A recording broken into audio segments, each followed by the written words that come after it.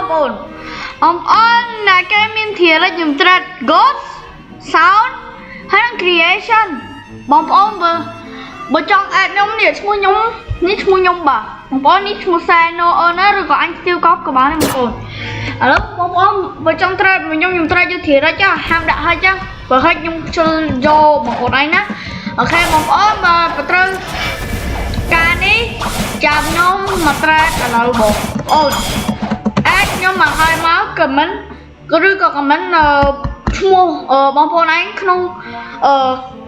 YouTube ខ្ញុំមកចាំខ្ញុំអាចទៅចាំត្រាត់ណាបងប្អូនខ្ញុំអត់ដែរហិចនេះខ្ញុំអត់មាននិយាយថាខ្ញុំអត់មានអីទេបងប្អូនខ្ញុំមិនដែរហិចទេនេះប៉ុន្តែខ្ញុំចង់ត្រាត់អានេះយកដើម្បីយកធារិចខ្ញុំរកធារិចបាទនេះធារិចនេះរកចង់រកធារិចនេះបាទមិនភើមណាបងប្អូនខ្ញុំមិនរកភើមទេខ្ញុំរកធារិចធម្មតាបាទបើបងប្អូនមានធារិចនេះឈីនេះខ្ញុំរកនេះបងប្អូនបើមានធារិចណាត្រាត់មួយខ្ញុំបងប្អូនបានឬក៏ម៉ែមកក្រាបទីខ្ញុំមកយកតែដូក៏បានដែរបងប្អូនបាទបងប្អូនចង់ត្រាត់ខ្ញុំប្រាប់ឈ្មោះមកខ្ញុំមកហើយបន្ទាប់មកចាំខ្ញុំត្រាត់ទៅណាបងប្អូនកុំភ្លេចត្រាត់កុំភ្លេចច្រឡំបងប្អូនណាកុំភ្លេច